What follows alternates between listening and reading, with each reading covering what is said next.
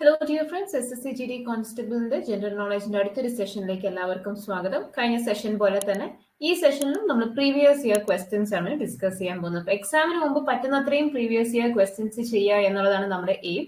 നിങ്ങൾ ചെയ്യേണ്ടതെന്ന് വെച്ച് കഴിഞ്ഞാൽ ഈ ക്വസ്റ്റ്യൻസ് വെച്ചിട്ട് ബാക്ക്ഗ്രൗണ്ട് പ്രിപ്പറേഷൻ ചെയ്യാൻ ശ്രമിക്കുക. അതെങ്ങനെയായിരിക്കും ഈ ക്വസ്റ്റ്യൻസിനെ ബേസ് ചെയ്തുകൊണ്ടുള്ള അതുപോലെ വരുന്ന മറ്റു ക്വസ്റ്റ്യൻസ് അത് വേണം നിങ്ങൾ ബാക്ക്ഗ്രൗണ്ട് ആയിട്ട് പ്രിപ്പയർ ചെയ്യാനായിട്ട്. ഓക്കെ, അപ്പൊ നമുക്ക് ഇന്നത്തെ ക്ലാസ് സ്റ്റാർട്ട് ചെയ്യാം. സോ ഇന്നത്തെ ക്ലാസ്സിലെ ആദ്യത്തെ ചോദ്യം നോക്കാം. ഇത് 2013 ക്വസ്റ്റ്യൻ ആണ്, അതുകൊണ്ടാണ് ഇതിൽ 12ന്റെ കാര്യം ചോദിച്ചിരിക്കുന്നത്. അപ്പൊ ഇതുപോലെയുള്ള എല്ലാം നിങ്ങൾ പ്രിപ്പയർ ചെയ്യാം. ഓക്കെ, അപ്പൊ ഇവിടെ എന്താ ചോദിച്ചിരിക്കുന്നത് നമുക്ക് നോക്കാം. Who was the guest at 2012 Republic Day parade? 2012 Republic Day പരേഡില് ഗസ്റ്റ് ആരായിരുന്നു എന്നാണ് ചോദിച്ചിരിക്കുന്നത്. Options: Julia Gillard, Cristina Fernandez, Kamla Persad Bissessar, Yingluck Shinawatra. ഇതിൽ ആരായിരുന്നു നമ്മുടെ റിപ്പബ്ലിക് ഡേ പരേഡിലെ ചീഫ് ഗസ്റ്റ് 2012? ശരിയായ ഉത്തരം ഓപ്ഷൻ ഡി, യിംഗ്ലക് ഷിനവത്രയാണ്. തായ്ലൻഡിന്റെ പ്രൈം മിനിസ്റ്റർ ആയിരുന്നു ഇവര്. ഓക്കെ, ബാക്കിയുള്ളവരെ പറ്റി കൂടി നോക്കാം. ജൂലിയ ഗിലാർഡ് എന്ന് പറയുന്നത് ഓസ്ട്രേലിയൻ പ്രൈം മിനിസ്റ്റർ ആയിരുന്നു 2010-2013 കാലഘട്ടത്തിൽ. ക്രിസ്റ്റീന ഫെർണാണ്ടസ് എന്ന് പറയുന്നത് അർജന്റീനയുടെ വൈസ് പ്രസിഡന്റ് ആയിരുന്നു. അതുപോലെ തന്നെ കമല പ്രസാദ് ബെസിസാർ എന്ന് പറയുന്നത് ഫോർമർ ട്രിനിഡാഡ് ആൻഡ് ടൊബാഗോയുടെ പ്രൈം മിനിസ്റ്റർ ആയിരുന്നു. ഓക്കെ, ഇനി ഇത് 2012 ചീഫ് ഗസ്റ്റ് ആണ്. നമ്മൾ അറിഞ്ഞിരിക്കേണ്ടത് ഇപ്പൊ ചിലപ്പോൾ റീസെന്റ് ആയിട്ടുള്ളതായിരിക്കും ചോദിക്കുന്നത്. അപ്പൊ 2021 കോവിഡ് പ്രോട്ടോകോൾസ് കാരണം നമുക്ക് ഇന്റർനാഷണൽ ഗസ്റ്റ് ആരും തന്നെ ഉണ്ടായിരുന്നില്ല. 2020 ആരായിരുന്നു എന്ന് ചോദിക്കാൻ സാധ്യതയുണ്ട്. അതുകൊണ്ട് തന്നെ 2020 റിപ്പബ്ലിക് ഡേ പരേഡിന്റെ ചീഫ് ഗസ്റ്റ് ആയിട്ട് വന്നത് ബ്രസീലിലെ പ്രസിഡന്റ് ആയ ജയർ ബോൾസൊനാറോ ആണ്. ഓക്കെ, ജയർ ബോൾസൊനാറോ ആണ്. ബ്രസീലിയൻ പ്രസിഡന്റ് ആയിരുന്നു അദ്ദേഹമാണ് 2020 റിപ്പബ്ലിക് ഡേ പരേഡിലെ ചീഫ് ഗസ്റ്റ്. അടുത്ത ചോദ്യം നോക്കാം. What day is celebrated on June 5th? June 5th നമ്മൾ എന്ത് ഡേ ആണ് ഒബ്സർവ് ചെയ്യുന്നത് അല്ലെങ്കിൽ സെലിബ്രേറ്റ് ചെയ്യുന്നത്? Human Rights Day, Environment Day, Education Day, Panchayati Raj Day. ഇതിൽ ഏത് ഡേ ആണ് ജൂൺ 5th നമ്മൾ സെലിബ്രേറ്റ് ചെയ്യുന്നത്? ജൂൺ 5th നമ്മൾ സെലിബ്രേറ്റ് ചെയ്യുന്നത് എൻവയോൺമെന്റ് ഡേ ആണ്. ഓക്കെ, ഹ്യൂമൻ റൈറ്റ്സ് ഡേ എന്ന് പറയുന്നത് 10th December ആണ്. Education day, international education day എന്ന് പറയുന്നത് 24th January ആണ്. And national Panchayati Raj day എന്ന് പറഞ്ഞ് നമ്മൾ സെലിബ്രേറ്റ് ചെയ്യുന്നത് 24th April ആണ്. ഓക്കെ, അപ്പൊ ജൂൺ 5th നമ്മൾ എൻവയോൺമെന്റ് ഡേ ആണ് സെലിബ്രേറ്റ് ചെയ്യുന്നത്. അടുത്ത ചോദ്യം. Sultan Khan was known for playing which instrument? ഒരു മ്യൂസിക്കൽ ഇൻസ്ട്രുമെന്റ് പ്ലേ ചെയ്തിരുന്ന വ്യക്തിയാണ് സുൽത്താൻ ഖാൻ. അദ്ദേഹം ഏത് മ്യൂസിക്കൽ ഇൻസ്ട്രുമെന്റ് ആണ് പ്ലേ ചെയ്തിരുന്നത്? സിത്താർ ആണോ, സാരംഗി ആണോ, സന്തൂർ ആണോ, അതോ സറോദ് ആണോ? ശരിയായ ഉത്തരം ഓപ്ഷൻ ബി ആണ്, സാരംഗിയാണ്. ഓക്കെ, സാരംഗിയാണ് സുൽത്താൻ ഖാൻ പ്ലേ ചെയ്തിരുന്ന മ്യൂസിക്കൽ ഇൻസ്ട്രുമെന്റ്. അടുത്ത ചോദ്യം.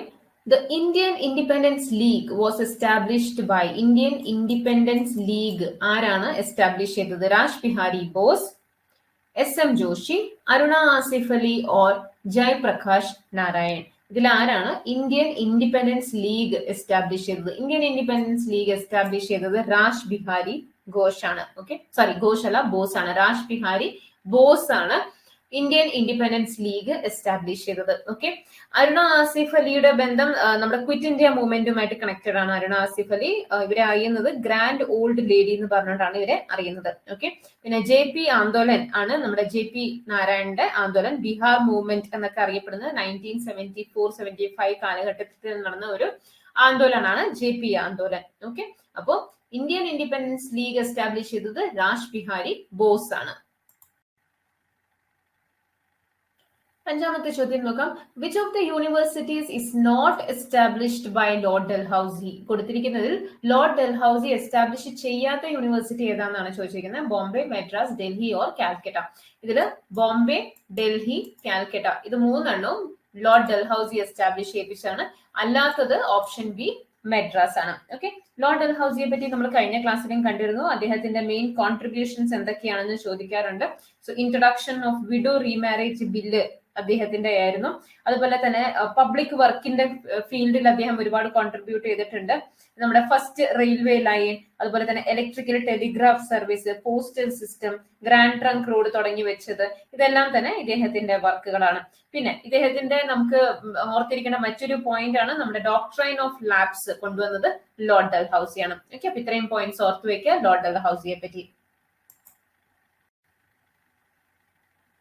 ആറാമത്തെ ചോദ്യം, Senguttuvan was the most powerful king of Chola, Chera, Pandya, none of these. Senguttuvan എന്ന് പറയുന്നത് ഇതിൽ ഏത് ഡൈനസ്റ്റിയുടെ റൂളർ ആയിരുന്നു? ചോല, ചേര, പാണ്ഡ്യാസ്. ശരിയായ ഉത്തരം ഓപ്ഷൻ ബി, ചേരാസിന്റെ ഒരു വളരെ പവർഫുൾ ആയിട്ടുള്ള ഒരു വളരെ ഇമ്പോർട്ടന്റ് ആയിട്ടുള്ള റൂളർ ആയിരുന്നു സെങ്കുട്ടുവൻ എന്ന് പറയുന്നത്. ഇദ്ദേഹത്തിനെ റെഡ് ചേര എന്നും അറിഞ്ഞിരുന്നു. ഓക്കെ, അപ്പൊ സെങ്കുട്ടുവന്റെ മറ്റൊരു പേരായിരുന്നു റെഡ് ചേര. അപ്പൊ ചോദിക്കാം, റെഡ് ചേര എന്ന് വിളിച്ചിരുന്നത് ഏത് ചേര റൂളറിനെ ആയിരുന്നു? അപ്പൊ സെങ്കുട്ടുവനെയാണ് റെഡ് ചേര എന്ന് വിളിച്ചിരുന്നത്. ഓക്കെ, ഇത് നമ്മൾ സംഘം പീരീഡിനെ പറ്റി പഠിച്ച സമയത്ത്, ആ സമയത്ത് 3 കിങ്ഡംസ് പഠിച്ച സമയത്തുള്ള റൂളേഴ്സ് ആണ്. ഓക്കെ, അപ്പൊ ആ സമയത്ത് നമ്മൾ ചോളാസ്, ചേരാസ്, പാണ്ഡ്യാസ് എന്ന് പറഞ്ഞ് പഠിക്കുന്നുണ്ട്. അപ്പൊ അതില് ചേരാസിനെ പറ്റി പഠിച്ചപ്പോൾ നമ്മൾ പഠിച്ച പോയിന്റ് ആണ് സെങ്കുട്ടുവൻ ആയിരുന്നു അവരുടെ ഗ്രേറ്റസ്റ്റ് റൂളർ എന്ന് പറയുന്നത്. ഓക്കെ, ഇതിന്റെ പോർഷൻസ് എവിടെയായിരുന്നു? ഈ ചേര ഡൈനസ്റ്റിയുടെ കേരള ആൻഡ് തമിഴ്നാടു റീജിയൻസ് ആയിരുന്നു. ക്യാപിറ്റൽ വഞ്ചി ആയിരുന്നു. ഓക്കെ, അപ്പൊ ഓർത്ത് വയ്ക്കുക. ആൻഡ് ഏർലിയസ്റ്റ് റൂളർ ആരായിരുന്നു എന്ന് ചോദിച്ചാൽ ഉദ്യങ്കരൾ ആയിരുന്നു ഇവരുടെ ഏർലിയസ്റ്റ് റൂളർ. സെങ്കുട്ടൻ ഗ്രേറ്റസ്റ്റ് റൂളർ ആയിരുന്നു. Okay, which is A technical city of India? Technical city of India എന്ന് അറിയപ്പെടുന്നത് ബാംഗ്ലൂർ ആണോ, ചെന്നൈ ആണോ, ഹൈദരാബാദ് ആണോ, അഹമ്മദാബാദ് ആണോ? ശരിയായ ഉത്തരം ഓപ്ഷൻ എ, ബാംഗ്ലൂർ ആണ്. ടെക്നിക്കൽ സിറ്റി എന്ന് അറിയപ്പെടുന്നത് ബാംഗ്ലൂർ ആണ്. നമ്മൾ സിലിക്കൺ വാലി ഓഫ് ഇന്ത്യ എന്നൊക്കെ വിളിക്കുന്നത് ബാംഗ്ലൂരിനെയാണ്. Which is the largest island in India in terms of area? In terms of area, largest island ഏതാണെന്നാണ് ചോദിച്ചിരിക്കുന്നത്. ലക്ഷദ്വീപ് ആണോ, ആൻഡമാൻ നിക്കോബാർ ഐലൻഡ്സ് ആണോ, അതോ ദാദ്ര നഗർ ഹവേലി, ഡാമൻ ആൻഡ് ഡ്യൂ ആണോ? ശരിയായ ഉത്തരം ഓപ്ഷൻ ബി ആണ്. ആൻഡമാൻ ആൻഡ് നിക്കോബാർ ഐലൻഡ്സ് ആണ് largest islands in terms of area. അടുത്ത ചോദ്യം, which agency acts as a regulator for mutual funds? Mutual ഫണ്ട്സിന്റെ റെഗുലേറ്റർ ആയി ആക്ട് ചെയ്യുന്ന ഏജൻസി ഏതാണെന്നാണ് ചോദിച്ചിരിക്കുന്നത്. IRDA, SEBI, RBI or DRI. ഇതിൽ ഏതാണ് റെഗുലേറ്റർ ഓഫ് മ്യൂച്വൽ ഫണ്ട്സ്? ശരിയായ ഉത്തരം ഓപ്ഷൻ ബി, സെബി ആണ്. സെബിയുടെ ഫുൾ ഫോം എന്താണ്? Securities and Exchange Board of India എന്നാണ്. Securities and Exchange Board of India എന്നാണ് സെബിയുടെ ഫുൾ ഫോം. 1992 ഇത് എസ്റ്റാബ്ലിഷ് ചെയ്തത്. ഹെഡ്ക്വാർട്ടേഴ്സ് എവിടെയാണ്?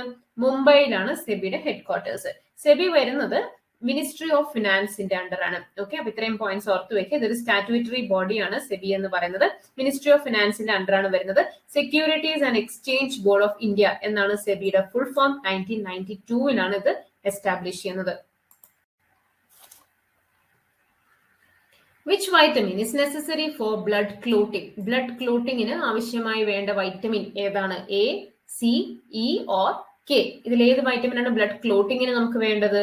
ഓപ്ഷൻ ഡി, വൈറ്റമിൻ കെ ആണ്. വൈറ്റമിൻ കെ ആണ് നമുക്ക് ബ്ലഡ് ക്ലോട്ടിങ്ങിന് വേണ്ടത്. അതുകൊണ്ട് തന്നെ ഇതിന് ആന്റി ഹെമറാജിക് വൈറ്റമിൻ എന്നും നമ്മൾ പറയാറുണ്ട്. ഓക്കെ, വൈറ്റമിൻ കെ എന്ന് പറയുന്നത് ഫാറ്റ് സോളിബിൾ ആണോ, വാട്ടർ സോളിബിൾ ആണോ?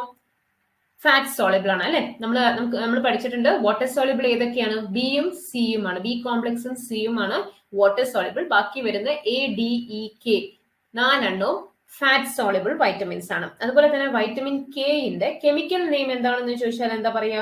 ഫിലോക്വിനോൺ എന്നാണ്. ഓക്കെ, വൈറ്റമിൻ കെയുടെ കെമിക്കൽ നെയിം ഫിലോക്വിനോൺ എന്നാണ്.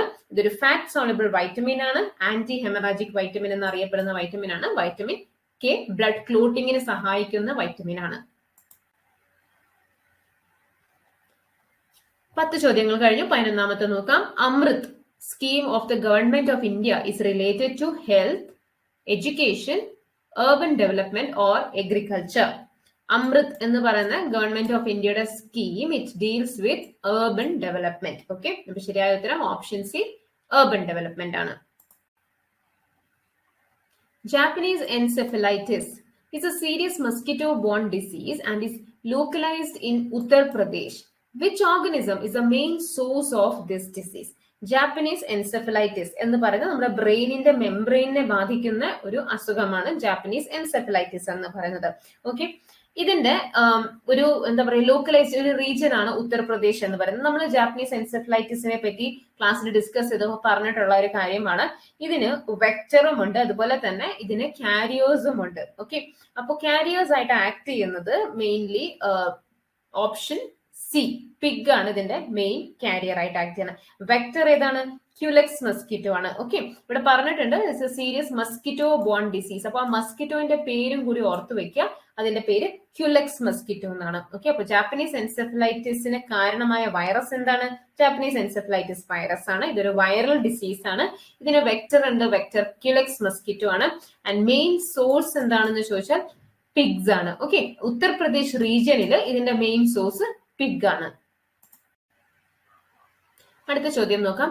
ചോർ Minar in Hauz Khas area of Delhi was built by. Chor Minar ആണ്, ചാർമിനാർ അല്ല. ചാർമിനാർ എവിടെയാണ്? ഹൈദരാബാദിലാണ്. ഇത് ചോദിച്ചിരിക്കുന്നത് ചോർ Minar in Delhi.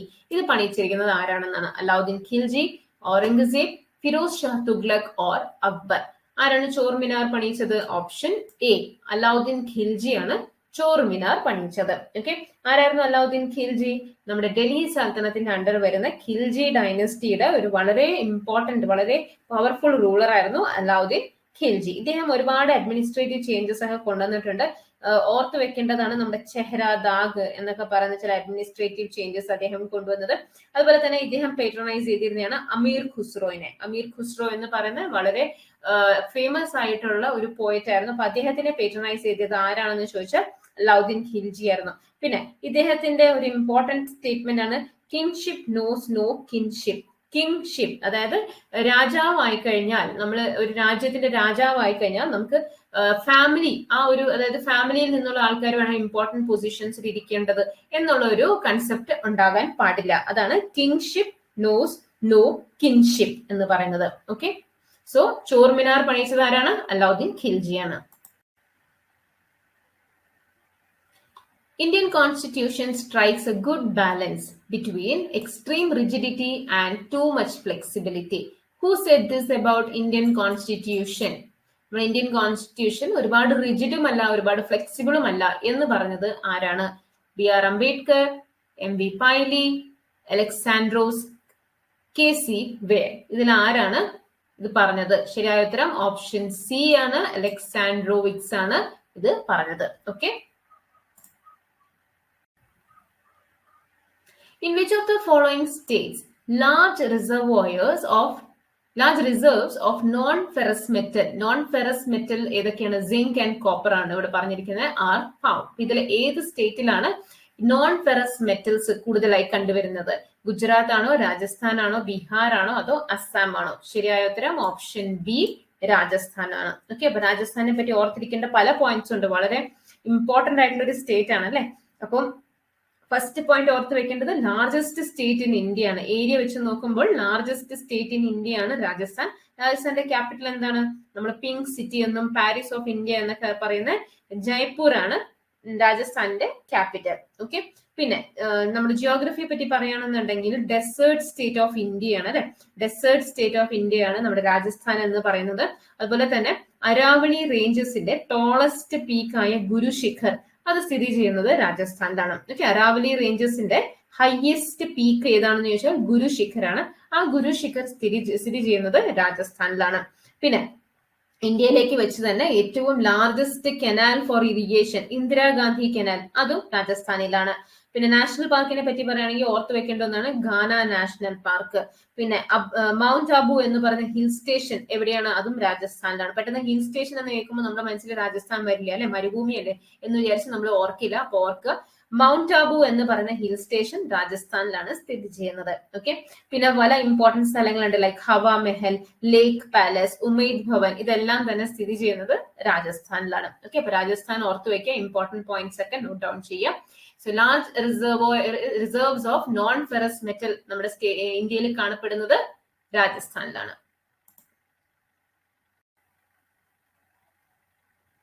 Choose the correct group of disease that spread through air. Airborne disease ഇതിൽ ഏതാണെന്നാണ് ഏത് ഗ്രൂപ്പ് ആണെന്നാണ് ചോദിച്ചിരിക്കുന്നത്. Cholera, typhoid, tuberculosis. ഇതിൽ നമുക്കറിയാം കോളറ, ടൈഫോയിഡ് ഒക്കെ ത്രൂ വാട്ടർ ആണ് അല്ലെ, വാട്ടർ ബോൺ ഡിസീസസ് ആണ്. Tuberculosis, pneumonia, influenza. AIDS, cough, cold. AIDS എയറിലൂടെ സ്പ്രെഡ് ചെയ്യില്ല. ഇവിടെയും എയ്ഡ്സ് കൊടുത്തിട്ടുണ്ട്, ഇതും സ്പ്രെഡ് ചെയ്യില്ല. സോ ശരിയായ ഉത്തരം ഓപ്ഷൻ ബി ആണ്. Tuberculosis, pneumonia, influenza. ഇത് മൂന്നെണ്ണം എയറിലൂടെ സ്പ്രെഡ് ചെയ്യാവുന്നതാണ്. Okay. In context of temple architecture, which is the most important part of the temple? ഒരു അമ്പലം പണിയുമ്പോൾ അതിൽ മോസ്റ്റ് ഇമ്പോർട്ടന്റ് പാർട്ട് ഏതാണ്? ഗോപുരം, മണ്ഡപം, പ്രദക്ഷിണപഥ ഓർ ഗർഭഗൃഹ. ഗോപുരം എന്ന് പറയുന്നത് അമ്പലത്തിന്റെ മേൽഭാഗം അല്ലെ, അതാണ് ഗോപുരം എന്ന് പറയുന്നത്. മണ്ഡപം എന്ന് പറയുന്നത് നമ്മൾ അതിന്റെ ഫ്രണ്ടിൽ ഇരിക്കാൻ പാകത്തിന് ഒരു മണ്ഡപം ഉണ്ടാക്കില്ലേ, അതാണ് മണ്ഡപം. പ്രദക്ഷിണപഥ എന്ന് പറഞ്ഞാൽ അതിന്റെ ചുറ്റും നമ്മൾ പ്രദക്ഷിണം വെക്കാനായിട്ട് നടക്കുന്ന ആ ഒരു വഴി, അതാണ് പ്രദക്ഷിണപഥ. പിന്നെ ഗർഭഗൃഹം. എന്താണ് ഗർഭഗൃഹം? ഗർഭഗൃഹയിലാണ് നമ്മൾ ആ ഡേറ്റിയുടെ സ്റ്റാച്ചു, രൂപം അതവിടെ കൊണ്ട് സ്ഥാപിക്കുന്നത്. അപ്പോൾ ഒരു അമ്പലത്തിന്റെ ആർക്കിടെക്ചറിൽ മോസ്റ്റ് ഇമ്പോർട്ടന്റ് പാർട്ട് ഏതായിരിക്കും? ഓപ്ഷൻ ഡി ഗർഭഗൃഹയാണ്. ഓക്കെ. അമ്പലത്തില് ദൈവത്തിന്റെ നമ്മൾ സ്റ്റാച്ചു എവിടെയാണ്, രൂപം എവിടെയാണോ കൊണ്ടുപോയി വെക്കുന്നത്, അതാണ് മോസ്റ്റ് ഇമ്പോർട്ടന്റ് പാർട്ട്. ആൻഡ് അത് ഗർഭഗൃഹയാണ്. ഓക്കെ.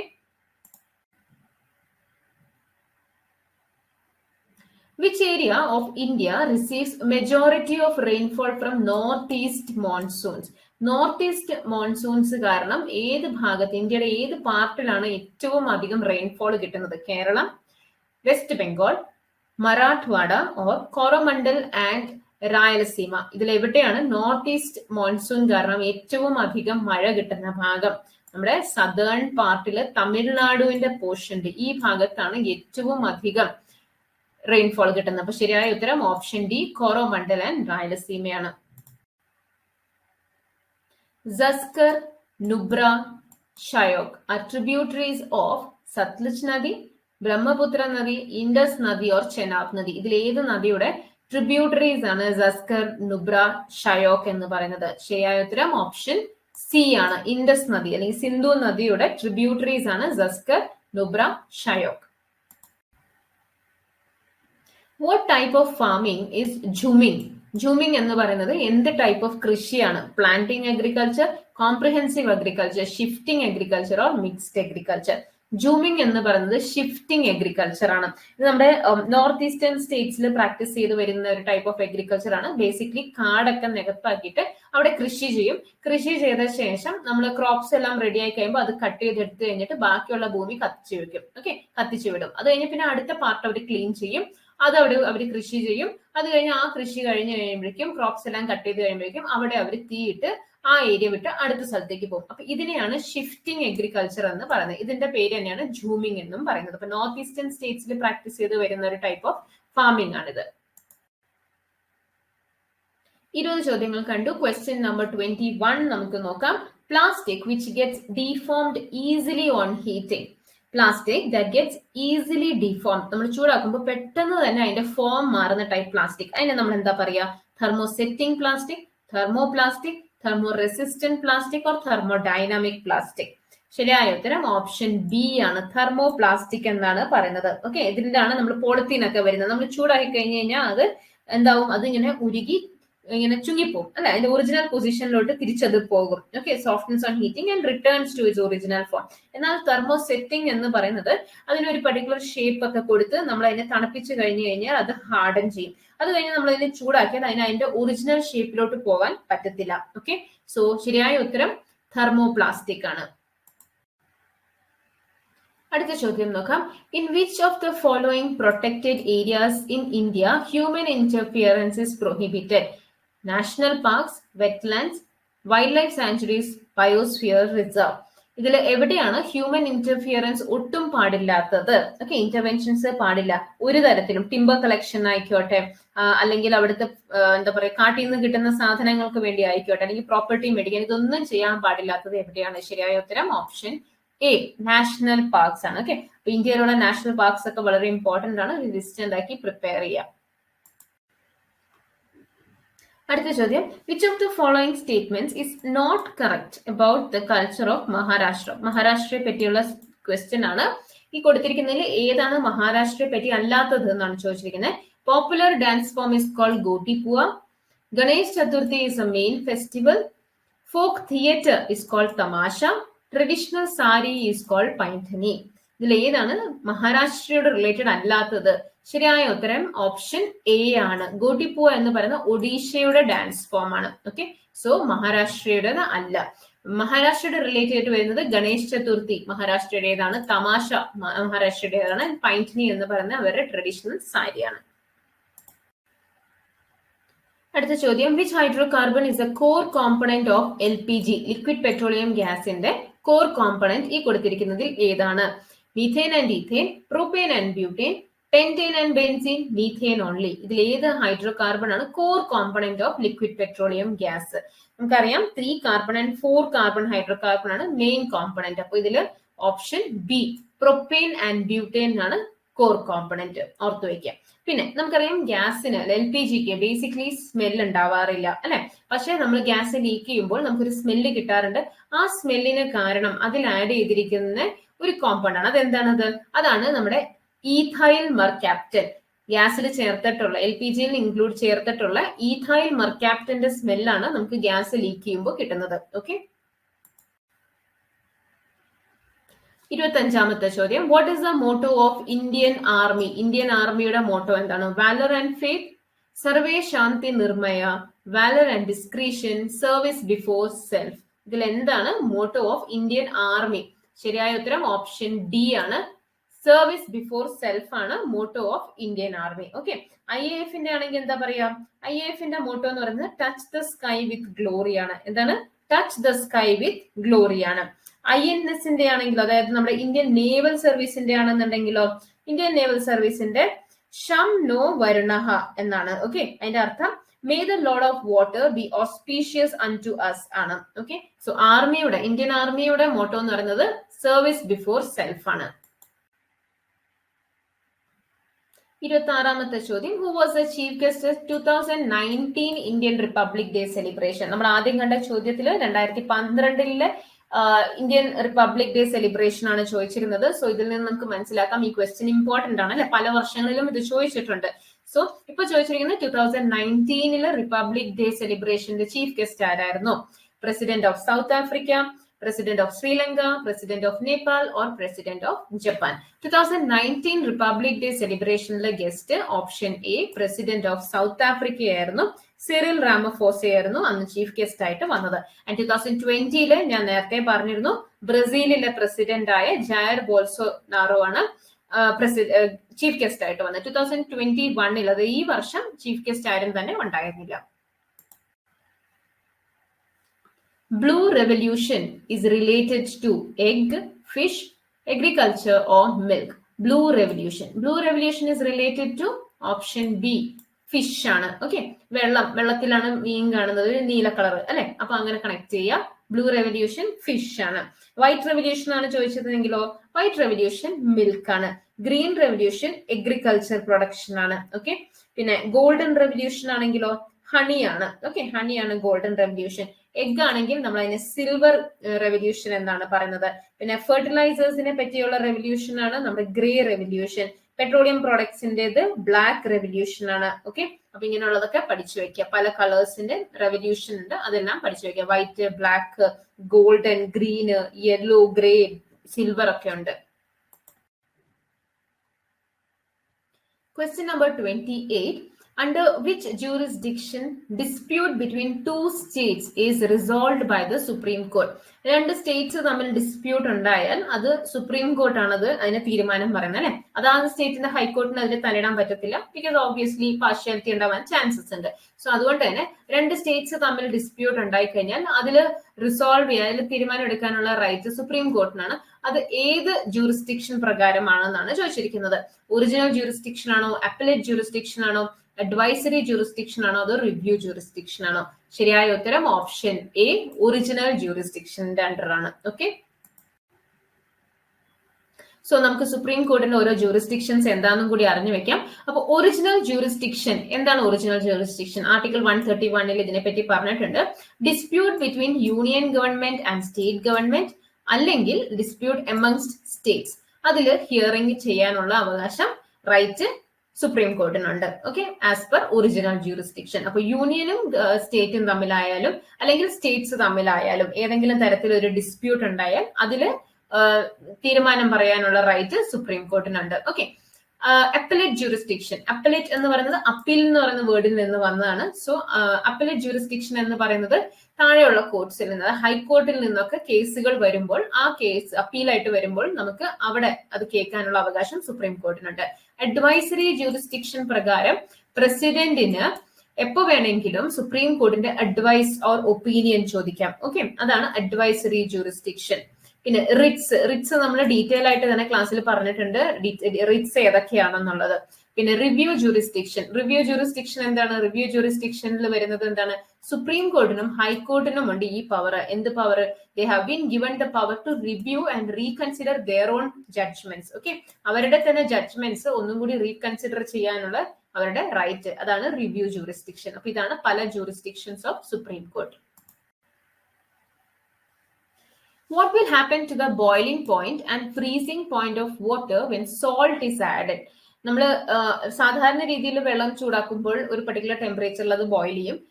ടെമ്പറേച്ചർ നമ്മൾ വെള്ളം ഫ്രിഡ്ജിൽ വെക്കുമ്പോൾ ഒരു പർട്ടിക്കുലർ ടെമ്പറേച്ചറിൽ അത് ഫ്രീസ് ചെയ്യും. എന്നാൽ നമ്മൾ ഈ വെള്ളത്തിൽ സോൾട്ട് ചേർത്തിട്ടുണ്ടെങ്കിൽ, കോമൺ സോൾട്ട് ചേർത്തിട്ടുണ്ടെങ്കിൽ അതിന്റെ ബോയിലിംഗ് പോയിന്റിനും ഫ്രീസിംഗ് പോയിന്റിനും ഏതെങ്കിലും തരത്തിൽ വ്യത്യാസം വരുമോ? Boiling point increases and freezing point falls. No change. Boiling point, only boiling point changes. Boiling point falls and freezing point increases. ഇതിൽ ഏതാണ് ശരിയായ ഉത്തരം? ശരിയായ ഉത്തരം ഓപ്ഷൻ എ ആണ്. ബോയിലിംഗ് പോയിന്റ് കൂടും. ഓക്കെ, അപ്പൊ ബോയിലിംഗ് പോയിന്റ് കൂടും, ഫ്രീസിംഗ് പോയിന്റ് താഴുകയും ചെയ്യും നമ്മൾ സോൾട്ട് ആഡ് ചെയ്യുമ്പോൾ. 30th question. First women election commissioner of India. First women election commissioner of India. Pratibha Devi, Meera Kumar, Nirmala Sitharaman or Ramadevi. ശരിയായ ഉത്തരം ഓപ്ഷൻ ഡി, രമാദേവിയാണ്. ഓക്കെ, രമാദേവി ആയിരുന്നു ആദ്യത്തെ വനിതാ ഇലക്ഷൻ കമ്മീഷൻ. Okay, commissioner. ഇനി ബാക്കിയുള്ളവർ എന്തൊക്കെയായിരുന്നു? പ്രതിഭ ദേവി പട്ടേൽ. പ്രതിഭ ദേവി പട്ടേൽ ആരായിരുന്നു? നമ്മുടെ ആദ്യത്തെ വനിതാ പ്രസിഡന്റ് ആണ് പ്രതിഭ ദേവി പട്ടേൽ. മീര കുമാർ ആരാണ്? ആദ്യത്തെ വനിതാ സ്പീക്കർ ആണ് മീര കുമാർ. നിർമ്മല സീതാരാമൻ ആരാണ്? നിർമ്മല സീതാരാമൻ ആണ് നമ്മുടെ ആദ്യത്തെ വനിതാ ഡിഫൻസ് മിനിസ്റ്റർ, ഇപ്പോഴത്തെ ഫിനാൻസ് മിനിസ്റ്ററും. ഓക്കെ,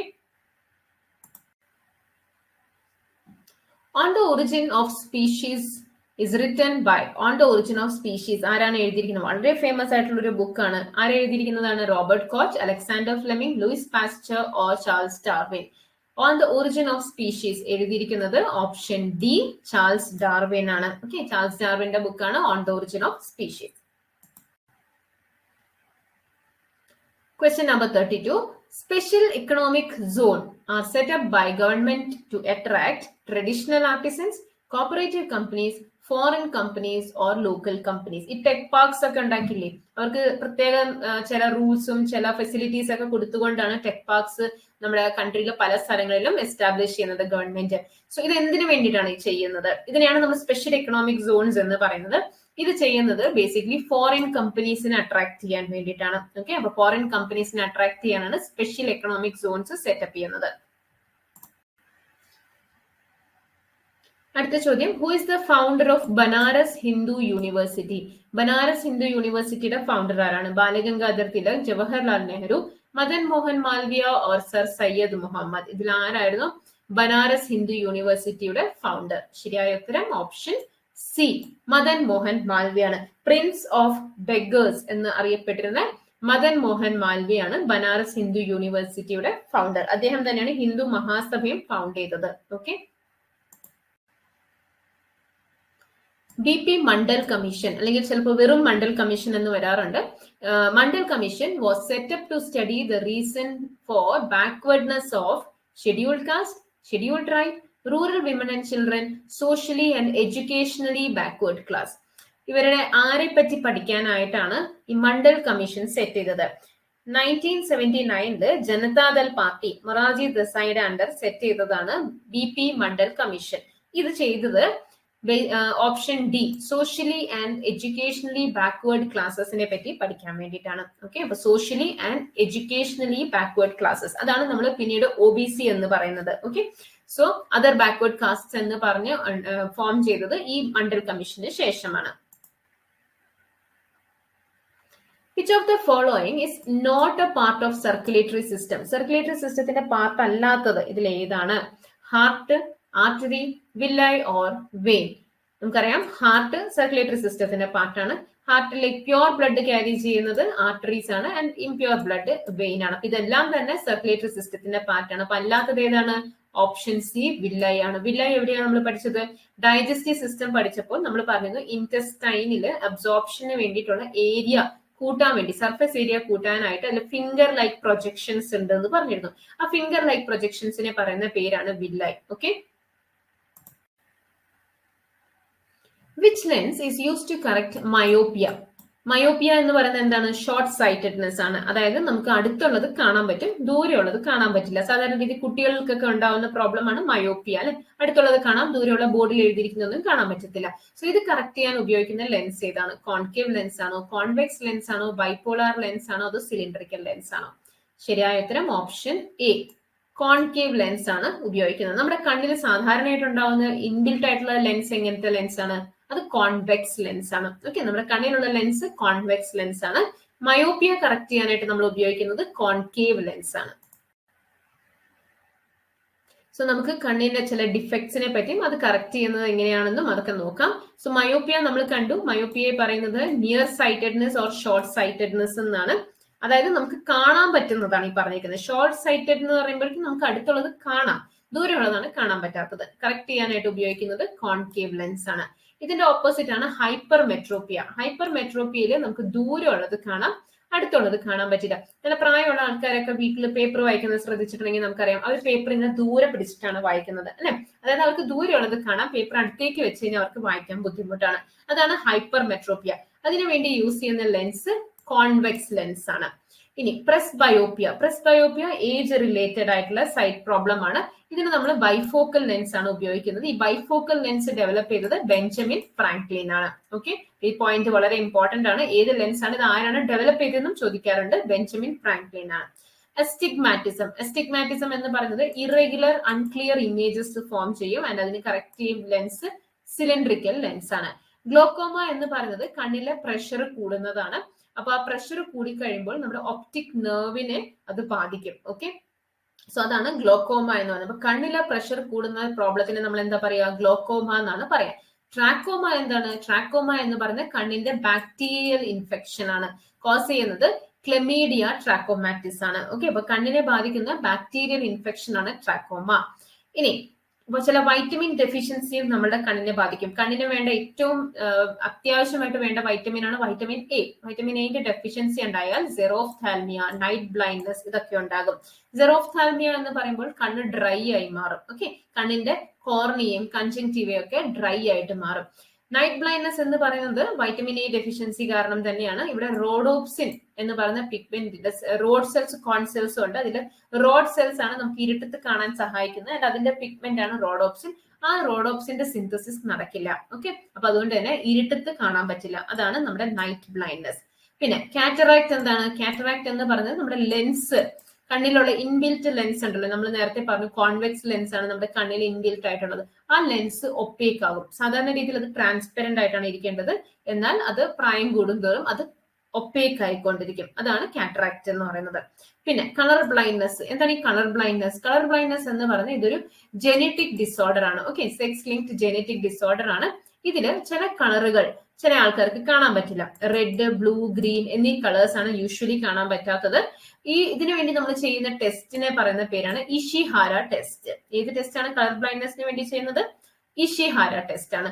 കളർ ബ്ലൈൻഡ്നെസിന് മറ്റൊരു പേരുണ്ട്, അതാണ് ഡാൽട്ടനിസം. ഓക്കെ, അപ്പൊ ഇത്രയും പോയിന്റ്സ് പഠിച്ചു വെക്കാം.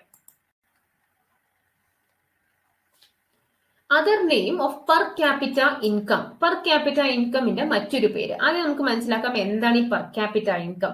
പെർ ക്യാപിറ്റ ഇൻകം എന്ന് പറഞ്ഞ ഒരു സ്പെസിഫിക് ഏരിയയിൽ താമസിക്കുന്ന ആൾക്കാർക്ക് ഒരു വർഷം കിട്ടുന്ന ആവറേജ് ഇൻകം ആണ് പെർ ക്യാപിറ്റ ഇൻകം എന്ന് പറയുന്നത്. ഓക്കെ, അപ്പൊ ഈ പെർ ക്യാപിറ്റ ഇൻകം എന്ന് പറയുന്നത് നാഷണൽ ഇൻകം ആണോ, ടോട്ടൽ ഇൻകം ആണോ, ഇന്റർമീഡിയറ്റ് ഇൻകം ആണോ, ആവറേജ് ഇൻകം ആണോ? Option D. നമ്മൾ പറഞ്ഞു ഒരു ഏരിയയിൽ താമസിക്കുന്ന ആൾക്കാരുടെ ഒരു വർഷത്തെ ആവറേജ് ഇൻകം ആണ് നമ്മുടെ പെർ ക്യാപിറ്റ ഇൻകം എന്ന് പറയുന്നത്. ഓക്കെ, അപ്പൊ പെർ ക്യാപിറ്റ ഇൻകമിന്റെ മറ്റേ പേര് average income. Naphthalene balls disappear after some time due to the process of sublimation, evaporation, melting and evaporation, melting. Naphthalene balls നമ്മൾ പാറ്റ ഗുളികയൊക്കെ മേടിക്കില്ലേ, അത് വേറെ ഒന്നുമല്ല, നാഫ്തലിൻ ബോൾസ് ആണ്. ഈ നാഫ്തലിൻ ബോൾസ് കുറെ ദിവസം ഇങ്ങനെ എവിടെയെങ്കിലും വെച്ച് കഴിഞ്ഞാൽ അത് കുറച്ച് കഴിയുമ്പോൾ ഇങ്ങനെ ചെറുതായി വന്ന അവസാനം അത് ഇവാപറേറ്റ് ചെയ്ത് മൊത്തത്തിൽ അത് ഇല്ലാണ്ടാവും. ഇവാപറേറ്റ് ചെയ്ത് പോലെ അത് ഇല്ലാണ്ടാകും. ഓക്കെ, സോ അത് എന്ത് പ്രോസസ്സിലൂടെയാണ് അത് കംപ്ലീറ്റ്ലി ഡിസപ്പിയർ ചെയ്യുന്നതെന്നാണ് ചോദിച്ചിരിക്കുന്നത്. ശരിയായ ഉത്തരം ഓപ്ഷൻ എ, സബ്ലിമേഷൻ ആണ്. അത് ഇവാപറേഷൻ അല്ല. ഇവാപറേഷൻ എന്ന് പറഞ്ഞാൽ ലിക്വിഡ് ഗ്യാസ് ആയി മാറുന്നതിനെയാണ് നമ്മൾ ഇവാപറേഷൻ എന്ന് പറയുന്നത്. ഓക്കെ, സോളിഡ് ലിക്വിഡ് ആകുന്നതിനെയാണ് നമ്മൾ എന്ത് പറയുന്നത്, മെൽറ്റിംഗ് എന്ന് പറയുന്നത്. ആൻഡ് ലിക്വിഡ് ഗ്യാസ് ആയി മാറുന്നതിനെയാണ് നമ്മൾ ഇവാപറേഷൻ എന്ന് പറയുന്നത്. എന്നാൽ സോളിഡ് നേരിട്ട് ഗ്യാസ് ആയി മാറുകയാണെങ്കിൽ അതിനെ നമ്മൾ പറയുന്ന പേരാണ് സബ്ലിമേഷൻ. ഇവിടെ നാഫ്തലിൻ ബോൾസിൽ അതാണ് സംഭവിക്കുന്നത്. സോളിഡ് ആയ നാഫ്തലിൻ ബോൾ നേരിട്ട് ഗ്യാസ് ആയി മാറുകയാണ്. അപ്പൊ അവിടെ സബ്ലിമേഷൻ ആണ് നടക്കുന്നത്. Ag is a soft, white, lustrous transition metal. What is the common name? Ag എന്ന് പറയുന്നത് ഒരു പെർട്ടിക്കുലർ മെറ്റലിന്റെ എന്താ പറയാ കെമിക്കൽ നെയിമിന്റെ ഷോർട്ട് ഫോം ആണ്. ഓക്കെ, അത് ഏത് മെറ്റൽ ആണത്? മെർക്യൂറി ആണോ, അലുമിനിയം ആണോ, നിക്കൽ ആണോ, സിൽവർ ആണോ? ഏതിനെയാണ് നമ്മൾ Ag എന്ന് പറയുന്നത്? ശരിയായ ഉത്തരം ഓപ്ഷൻ ഡി, സിൽവറിന്റെ ഷോർട്ട് ഫോം ആണ് നമ്മൾ Ag എന്ന് യൂസ് ചെയ്യുന്നത്. ഓക്കെ, മെർക്യൂരിയുടെ എന്താണ്? മെർക്യൂരിയുടെ Hg എന്നാണ് പറയുന്നത്. അലുമിനിയത്തിന്റെ Al എന്നാണ് പറയുന്നത്. നിക്കലിന്റെ Ni എന്നാണ് പറയുന്നത്. 40th question നോക്കാം. Which is the smallest bone in our body? Hyoid, stapes, incus or malleus? Smallest bone എവിടെയാണുള്ളത്? നമ്മുടെ ചെവിയിലാണുള്ളത് അല്ലെ. നമ്മുടെ ചെവിയിലെ ഇയർ ഓസിക്കിൾസിൽ വരുന്ന ഒരു ബോൺ ആണ് സ്മോളസ്റ്റ് ബോൺ. ഏതാണ് ഈ ഇയർ ഓസിക്കിളിൽ വരുന്ന ബോൺസ്? Malleus, incus, stapes. ഈ 3 ബോൺസ് ആണ് നമ്മുടെ ചെവിയിൽ വരുന്നത്. അതിൽ സ്റ്റേപ്പീസ് ആണ് ഏറ്റവും ചെറിയ ബോൺ. ഇനി സ്റ്റേപ്പീസിനോട് തന്നെ റിലേറ്റ് ചെയ്ത് വരുന്ന ഒരു മസിൽ ഉണ്ട്, സ്റ്റെപ്പീഡിയസ് എന്ന് പറയുന്നത്. അതാണ് നമ്മുടെ ബോഡിയിലെ ഏറ്റവും ചെറിയ മസിൽ. ഓക്കെ, അപ്പൊ ചെറിയ ബോൺ ഏതാണ്? സ്റ്റെപ്പീസ് ആണ്. ചെറിയ മസിൽ ഏതാണ്? സ്റ്റെപ്പീഡിയസ് ആണ്. ഇനി ഈ ഹയോയിഡ് ബോൺ എവിടെയാണുള്ളത്? ഹയോയിഡ് ബോൺ നമ്മുടെ തൊണ്ടയുടെ ഭാഗത്ത് കണ്ടുവരുന്ന ഒരു ബോൺ ആണ്. ഇതിന്റെ പ്രത്യേകത എന്ന് പറയുന്നത് ഇൻഡിപെൻഡന്റ് ബോൺ ഇൻ അവർ ബോഡിയാണ്. നമുക്കറിയാം ബാക്കി നമ്മൾ ഏത് ബോൺ എടുത്താലും അത് ഏതെങ്കിലും മറ്റൊരു ബോണുമായിട്ട് കണക്റ്റഡ് ആയിരിക്കും അല്ലെ. ഏത് ബോൺ എടുത്താലും മറ്റേതെങ്കിലും ഒരു ബോണുമായിട്ട് അതിന് എന്തെങ്കിലും കണക്ഷൻ ഉണ്ടാകും. എന്നാൽ ഈ ഹയോയിഡ് ബോണിന് മറ്റൊരു ബോണുമായിട്ട് കണക്ഷൻ ഇല്ല. ഓക്കെ, ചില കാർട്ടിലേജസ് ആയിട്ടും ലിഗമെന്റ്സ് ഒക്കെ ആയിട്ടാണ് ഇത് കണക്ട് ചെയ്തിരിക്കുന്നത്. സോ ഇതൊരു ഇൻഡിപെൻഡന്റ് ബോൺ ആണ് ഹയോയിഡ് ബോൺ എന്ന് പറയുന്നത്. ഏറ്റവും ചെറിയ ബോൺ ഏതാണ്? സ്റ്റെപ്പീഡിയസ് ആണ്. Largest coastal defense exercise conducted by Indian Navy. Largest coastal defense exercise conducted by Indian Navy. Sea Serpent, Sea Hawk, Sea Seizure or Sea Vigil. ഇതിൽ ഏതാണ് largest coastal defence exercise Indian navy നടത്തിയിരിക്കുന്നത്? Option D, see vigil ആണ് ഏറ്റവും largest coastal defence exercise നടത്തിയിരിക്കുന്നത്. ഇപ്പൊ recent ആയിട്ട് ഇത് വീണ്ടും ന്യൂസിലുണ്ടായിരുന്നു. ബിക്കോസ് ഇതിന്റെ സെക്കൻഡ് എഡിഷൻ 2021 നടത്തിയിരുന്നു. അതാണ് വിജിൽ 21. ഓക്കെ, വിജിൽ 21 എന്ന പേരിൽ സെക്കൻഡ് എഡിഷൻ 2021 നടത്തിയിട്ടുണ്ടായിരുന്നു. ഓക്കെ, അപ്പൊ ഓർക്കുക largest coastal defence exercise sea vigil ആണ് ഇന്ത്യൻ നേവിയുടെ. ഓക്കെ, ഇനി ഇന്ത്യൻ നേവിയുടെ നേവി ഡേ എന്നാണെന്ന് ചോദിച്ചു കഴിഞ്ഞാൽ എന്താ പറയാ? 4th December ആണ്. Okay, air force day 8th October ആണ്. And army day 15th January ആണ്. അതും ഇമ്പോർട്ടന്റ് ആണ്. Okay, 15th January army day, 8th October air force day and 4th December navy day. Do or die slogan was related to which movement? Do or die slogan വളരെ simple question ആണ്. എനിക്ക് തോന്നുന്നു എല്ലാ ക്ലാസ്സിലും ഒരു ക്വസ്റ്റ്യനെങ്കിലും ഈ ഒരു ടോപ്പിക്കിൽ നിന്ന് നമ്മൾ ഡിസ്കസ് ചെയ്തിട്ടുണ്ട്. Do or die slogan was related to which movement? Quit India movement, civil disobedience movement, roll attack or boycott movement? ശരിയായ ഉത്തരം option A, quit India movement ആണ്. ക്വിറ്റ് ഇന്ത്യ മൂവ്മെന്റിന്റെ സമയത്ത് ഗാന്ധിജി നൽകിയ സ്ലോഗൻ ആണ് do or die. Okay, 1942 quit India movement തുടങ്ങിയത്. The process of removal of waste products and excess of fluid from blood when kidneys are not working properly is circulation, dialysis, filtration or purification. Kidney proper ആയിട്ട് work ചെയ്യാണ്ടിരിക്കുന്ന സമയത്ത് നമ്മുടെ ബോഡിയിലുള്ള അല്ലെങ്കിൽ ബ്ലഡിലുള്ള waste എല്ലാം കളയാനായിട്ട് നമ്മൾ ചെയ്യുന്ന ഒരു പ്രൊസീജിയർ ഉണ്ട്. അതിന്റെ പേരെന്താണ്? ഓപ്ഷൻ ബി, ഡയാലിസിസ് ആണ് ചെയ്യുന്നത് അല്ലെ. ഡയാലിസിസ് എന്ന് പറഞ്ഞാൽ ആർട്ടിഫിഷ്യൽ കിഡ്നിയാണ്. അപ്പൊ കിഡ്നി ഫംഗ്ഷൻ ചെയ്യാണ്ടിരിക്കുന്ന സമയത്ത് ഡയാലിസിസ് വഴിയാണ് നമ്മൾ ബ്ലഡ് പ്യൂരിഫൈ ചെയ്തെടുക്കുന്നത്. Lakshadweep Islands are situated in Arabian Sea, Bay of Bengal, Indian ocean or Pacific ocean? Lakshadweep islands എവിടെയാണ് സ്ഥിതി ചെയ്യുന്നത്? ശരിയായ ഉത്തരം ഓപ്ഷൻ എ, അറേബ്യൻ സീയിലാണ് അല്ലെ. അറേബ്യൻ സീയിലാണ് ലക്ഷദ്വീപ് ഐലൻഡ്സ് സ്ഥിതി ചെയ്യുന്നത്. Which was the first Indian city to be included in the UNESCO World Heritage? UNESCO world heritage ലിസ്റ്റിൽ include ചെയ്ത ആദ്യത്തെ ഇന്ത്യൻ സിറ്റി ഏതാണെന്നാണ് ചോദിച്ചിരിക്കുന്നത്. ഭുവനേശ്വർ, ഇൻഡോർ, ബാംഗ്ലൂർ ഓർ അഹമ്മദാബാദ്? ശരിയായ ഉത്തരം ഓപ്ഷൻ ഡി, അഹമ്മദാബാദ് ആണ് first Indian city to be included in UNESCO world heritage. അടുത്ത ചോദ്യം, Doddabetta is the highest peak of which of the following mountain? Vindhya mountain ranges, Satpura mountain ranges, Aravalli ranges or Nilgiri ranges? ഏത് mountain റേഞ്ചിന്റെ highest peak ആണ് ദൊഡ്ഡബെട്ട എന്ന് പറയുന്നത്? നമ്മൾ നേരത്തെ ഓൾറെഡി കണ്ടു കഴിഞ്ഞു. അരാവലിയുടെ ഹയസ്റ്റ് റേഞ്ച് എന്തായിരുന്നു? ഗുരു ശിഖറാണ്. അപ്പൊ ഇതെന്തായാലും വരില്ല. ദൊഡ്ഡബെട്ട എന്ന് പറയുന്നത് ഓപ്ഷൻ ഡി, നീൽഗിരീസിന്റെ ഹയസ്റ്റ് പീക്ക് ആണ്. വിന്ധ്യ മൗണ്ടൻ റേഞ്ചിന്റെ ഹയസ്റ്റ് പീക്ക് സദ്ഭാവന റേഞ്ച് ആണ്. ഓക്കെ, സദ്ഭാവനയാണ് ഹയസ്റ്റ് പീക്ക് എന്ന് പറയുന്നത്. സത്പുരയുടെ ഹയസ്റ്റ് പീക്ക് എന്ന് പറയുന്നത് ധൂപ്ഗഡ് ആണ്. ഓക്കെ, അരാവലിയുടെ നമ്മൾ പറഞ്ഞു ഗുരു ശിഖർ ആണെന്ന്. നീലഗിരിയുടെ ദൊഡ്ഡബെട്ടയാണ്. Battle of Plassey was held in which year? Battle of Plassey 1900-ലാണോ 1757-ലാണോ 1857-ലാണോ 1957-ലാണോ? എപ്പോഴായിരുന്നു battle of Plassey? Battle of Plassey ആരൊക്കെ തമ്മിലായിരുന്നു? സിറാജുദ്ദൗളയും ബ്രിട്ടീഷേഴ്സും തമ്മിലാണ് ബാറ്റിൽ ഓഫ് പ്ലാസി നടക്കുന്നത്. ഇത് നടക്കുന്നത് 1757 23rd ജൂണിനാണ്. ഓക്കെ, അപ്പൊ battle of Plassey Sirajuddaula and Britishers ആണ്.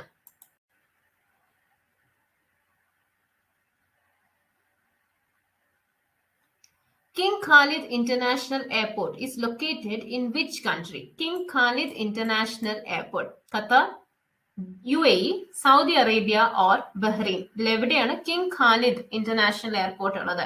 കിങ് ഖാലിദ് ഇന്റർനാഷണൽ എയർപോർട്ട് സൗദി അറേബ്യയിലാണ്, റിയാദിലാണ് king Khalid international airport. Saudi അറേബ്യയുടെ ക്യാപിറ്റലാണ് റിയാദ്. ഓക്കെ, ഖത്തറിന്റെ ക്യാപിറ്റൽ എന്താണ്? ദോഹയാണ് ഖത്തറിന്റെ ക്യാപിറ്റൽ. UAEയുടെ ക്യാപിറ്റൽ അബുദാബിയാണ്. ആൻഡ് ബഹ്റൈന്റെ ക്യാപിറ്റൽ മനാമയാണ്. Okay, so king Khalid international airport എവിടെയാണ്? സൗദി അറേബ്യയിലാണ്. Brahmo Samaj was founded by Swami Vivekananda, Rajaram Mohan Roy, BR Ambedkar or Aurobindo Ghosh?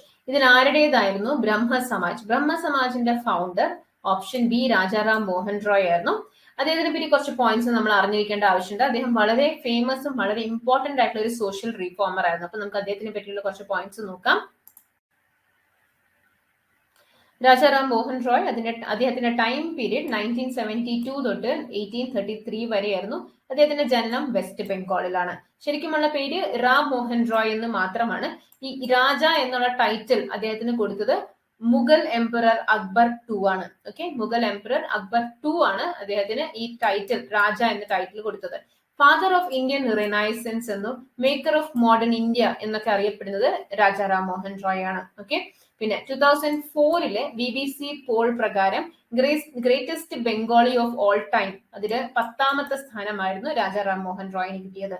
Okay, ഇനി ഇദ്ദേഹം ഫൗണ്ട് ചെയ്തതാണ് ആത്മീയ സഭ 1815, അതുപോലെ ബ്രഹ്മ സമാജ് 1828.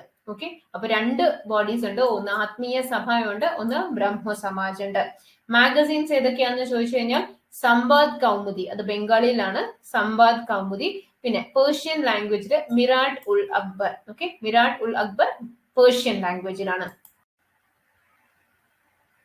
അദ്ദേഹത്തിന്റെ ബിലീഫ്സിനെ പറ്റി പറയുകയാണെങ്കിൽ മോണോത്തിസം, അതായത് ഒരു ദൈവം മാത്രമേ ഉള്ളൂ. പിന്നെ മോഡേൺ സയന്റിഫിക് അപ്രോച്ച് ആയിരുന്നു അദ്ദേഹം എല്ലാത്തിനും കൊടുത്തിരുന്നത്. ആൻഡ് സോഷ്യൽ ഇക്വാളിറ്റി, എല്ലാവരും ഈക്വൽ ആണെന്നുള്ള ഒരു ബിലീഫ് ആയിരുന്നു അദ്ദേഹത്തിന് ഉണ്ടായിരുന്നത്. And he was against idol worship, caste rigidity, social ills like sati, child marriage. അദ്ദേഹം വിഡോ റീമാരേജ് സപ്പോർട്ട് ചെയ്തിരുന്നു, വിഡോ എഡ്യൂക്കേഷൻ സപ്പോർട്ട് ചെയ്തിരുന്നു, വിമൺ എഡ്യൂക്കേഷൻ സപ്പോർട്ട് ചെയ്തിരുന്നു. ഓക്കെ, ഇനി കുറച്ച് ടൈം ലൈൻസ് നമുക്ക് നോക്കാം. 1804 അദ്ദേഹം എഴുതിയതാണ് മോണോതിസിസ്റ്റ് ഓർ തുഫത്ത് ഉൽ മുവാഹിദ്ദീൻ. ഓക്കെ, ഇത് അദ്ദേഹത്തിന്റെ ഒരു വർക്കാണ്, ഗിഫ്റ്റ് ഓഫ് മോണോതിസിസ്റ്റ് അല്ലെങ്കിൽ തുഫത്ത് ഉൽ മുവാഹിദ്ദീൻ. പിന്നെ 1815 ആത്മീയ സഭ നമ്മൾ നേരത്തെ കണ്ടു. പിന്നെ അത് കഴിഞ്ഞ് 1817 ഹിന്ദു കോളേജ് കാൽക്കട്ടയിൽ സ്റ്റാർട്ട് ചെയ്യാൻ അദ്ദേഹം ഡേവിഡ് ഹെയറിനെ സഹായിച്ചിരുന്നു. 1820 ദ പെർസെപ്റ്റ്സ് ഓഫ് ജീസസ് എന്ന് പറയുന്ന ബുക്ക് അദ്ദേഹം എഴുതിയിരുന്നു. 1821 ബംഗാളി വീക്ക്ലി സംവാദ് കൗമുദി സ്റ്റാർട്ട് ചെയ്തത്. And 1822 Persian journal Miratul Akbar. Okay, 1825 കാൽക്കട്ടയിൽ വേദാന്ത കോളേജ് അദ്ദേഹം സ്റ്റാർട്ട് ചെയ്തു. ഇവിടെ ഒരു ഇന്ത്യൻ വെസ്റ്റേൺ എഡ്യൂക്കേഷന്റെ ഫ്യൂഷൻ ആണ് നമുക്ക് കാണാൻ കിട്ടുന്നത്. 1828 ബ്രഹ്മ സമാജ് അല്ലെങ്കിൽ ബ്രഹ്മസഭ അദ്ദേഹം സ്റ്റാർട്ട് ചെയ്തത്.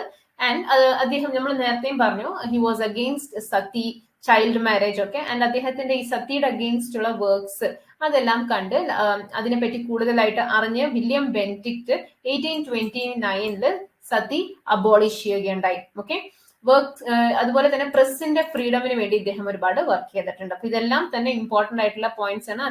അദ്ദേഹം എസ്റ്റാബ്ലിഷ് ചെയ്ത കോളേജസ്, അദ്ദേഹം എസ്റ്റാബ്ലിഷ് ചെയ്ത ഓർഗനൈസേഷൻസ്, അദ്ദേഹത്തിന്റെ മെയിൻ കോൺട്രിബ്യൂഷൻസിൽ ഒന്ന് വരും സതി പ്രഥ. ഇത് ആരായിരുന്നു ഈ സമയത്ത് അബോളിഷ് ചെയ്തതെന്ന് ചോദിക്കാറുണ്ട്. വില്യം ബെന്റിക് ആണ്. ഓക്കെ, 1833 ഇദ്ദേഹം ഇംഗ്ലണ്ടിൽ വെച്ചാണ് മരിക്കുന്നത്. മെനിഞ്ചൈറ്റിസ് ബാധിച്ചിട്ടാണ് ഇദ്ദേഹം മരിക്കുന്നത്. ഇംഗ്ലണ്ടിലെ ആർണോസ് വെൽ സിമെട്രിയിലാണ് ഇദ്ദേഹത്തിനെ ബറി ചെയ്തിരിക്കുന്നത്. Book The Paradoxical Prime Minister is written by The Paradoxical Prime Minister. ഈ ബുക്ക് എഴുതിയത് ആരാണ്? Doctor Manmohan Singh, Shashi Tharoor, Ashok Gehlot or Jyotiraditya Scindia. ഇതിൽ ആര് എഴുതിയ ബുക്കാണ്? The paradoxical prime minister. ശരിയായ ഉത്തരം ഓപ്ഷൻ ബി, ശശി തരൂരിന്റെ വർക്കാണ് the paradoxical prime minister. So 50 previous year ക്വസ്റ്റ്യൻസിന്റെ ഈ ഒരു സെഷൻ നിങ്ങൾക്ക് എല്ലാവർക്കും ഇഷ്ടപ്പെട്ട് കാണുമെന്ന് വിശ്വസിക്കുന്നു. എത്രയും പെട്ടെന്ന് അടുത്തൊരു സെഷനുമായിട്ട് വരുന്നതായിരിക്കും. അതുവരേക്കും എല്ലാവർക്കും നന്ദി, നമസ്കാരം.